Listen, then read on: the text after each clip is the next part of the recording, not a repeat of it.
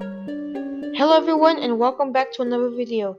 In this video, I'm going to be doing a new series called PVZ World Reviews, where I take a PVZ world and basically review it based on these 4 topics: the loan design and music, the plants, the zombies, and the difficulty. I will be rating those topics from 1 to 10 and a big conclusion score that will be at the end of the video. So make sure you stay at the end and subscribe to my channel so you don't miss anything new. Without further ado, let's review the first world, Ancient Egypt. The zombies are coming. First, let's talk about the lawn design. Now, this is the whole lawn of Ancient Egypt. On the right, there's Crazy Dave's head, which makes no sense because Crazy Dave didn't exist back then. On the left, there's like a door and I don't know, it looks like a shop or something like that. Now at the top, we got some pyramids out far and someone missing his legs. And finally, on the bottom, we can see raw zombies and Tomb Raider statues. And the tiles colors range from white and yellow. Overall, it's good. There's nothing much to say about it. And as for the music in this world, it was composed by Laura Shikihara, the one who composed all the amazing PVZ-1 soundtracks. This is also the most recognizable PVZ-2 soundtrack, as most people will play this world the first time in PVZ-2. So what's the conclusion? They're good. They're all good. One bad thing I want to say about the Ancient Egypt music is that the music is very repetitive. I mean, they played the same song over and over again in each wave. The zombies are coming. Now, the topic that everyone's been waiting for. It's time to talk about the plants in Ancient Egypt. The plants in Ancient Egypt consist of Bloomerang, who can hit multiple zombies, Iceberg Lettuce, who can freeze a zombie, Gravebuster, who can consume graves, Bong Choy, who rapidly punches zombies behind or in front of him, Repeater, who can shoot 2 peas at a time, and Twin Sunflower, who can give twice as much sun than the regular sunflower. I won't be counting the cabbage plant because currently he's a tutorial plant. Now the plants given here are good, but they're not absolutely great. One of the reasons being is that some of these plants are easily outclassed. An example of this is the Boomerang, who is easily outclassed by Laser Beam, and Twin Sunflower, who is easily outclassed by Sunshroom and the Primal Sunflower. Also, another thing, the Gravebuster can be only used in Ancient Egypt, Dark Ages, and Modern Day. In my opinion, the best plant here is Bong Choy. Sure, he's outclassed by, I think, Headbutt Lettuce or something like that, but he's a seed packet plant, and sometimes seed packet plants are hard to get, so he could be your best melee plant. For Repeater, he's kinda at a disadvantage since graves, straight shooters can't bypass graves, and also with the upcoming Mega Gatling Peak coming, he can be outclassed by him, but one more time, he's a seed packet plant. Or maybe Fire Pea Shooter, since Fire Pea Shooter does the same damage as Repeater. And as for plant food, the plant that has the best plant food out of all these plants is Iceberg Lettuce, who functions as an ice shroom, but way better. I think I have enough to say about the plants, and now for the conclusion of the plants, I will be ranking them all from worst to best.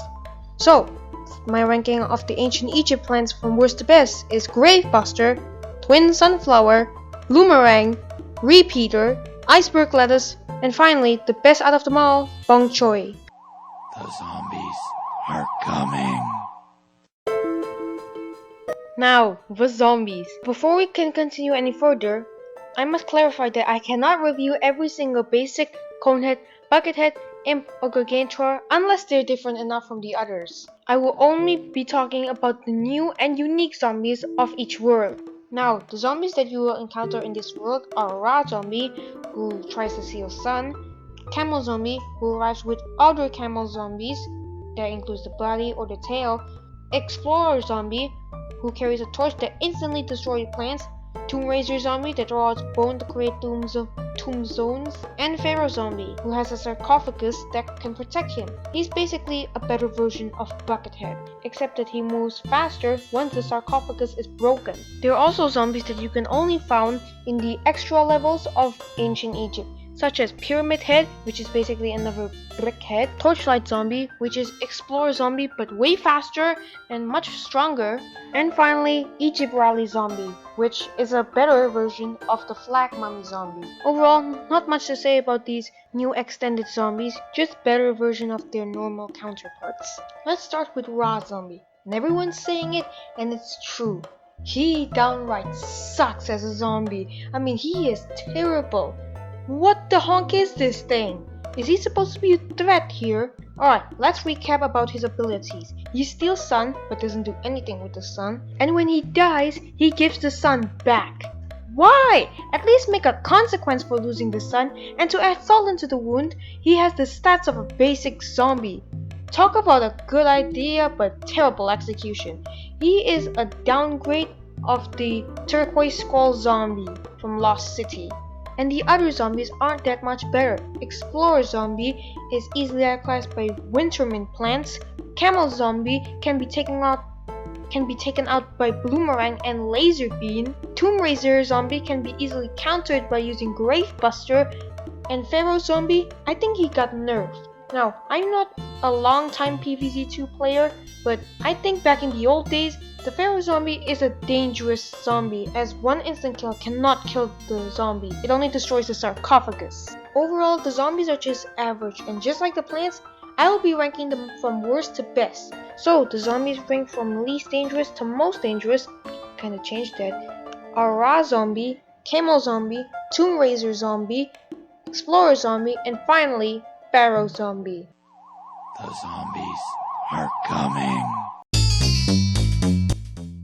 Now, for the final topic, it's time to talk about the difficulty of this world and the levels inside this world. Now, I want the difficulty to be just right. Not too easy and not too hard.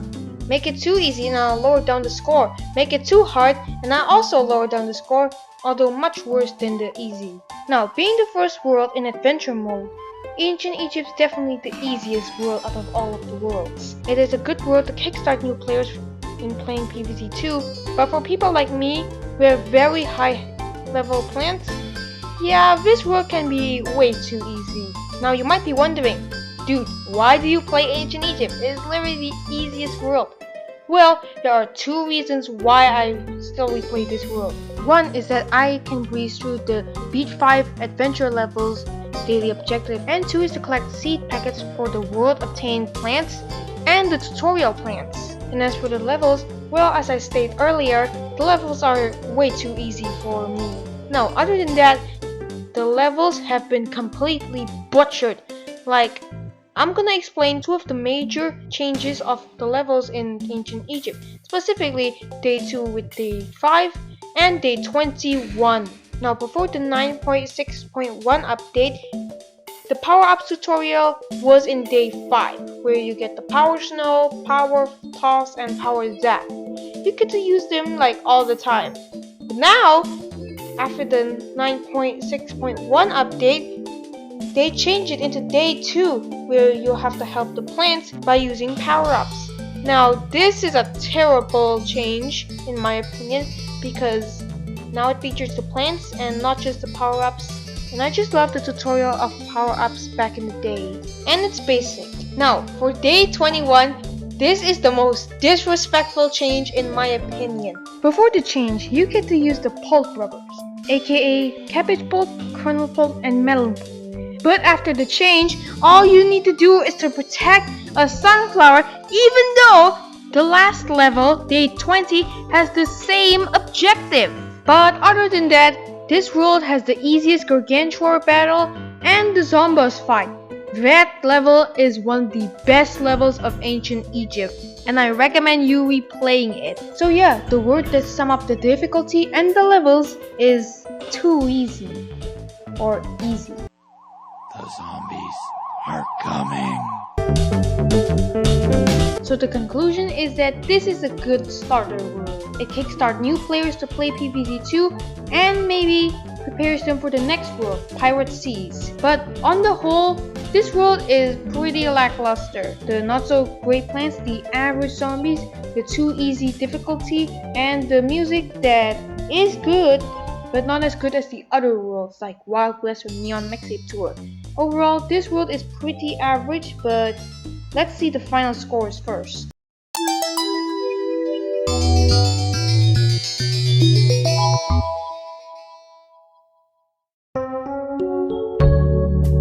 So, this is the end of the review. Do you agree on my review on ancient Egypt, or do you disagree?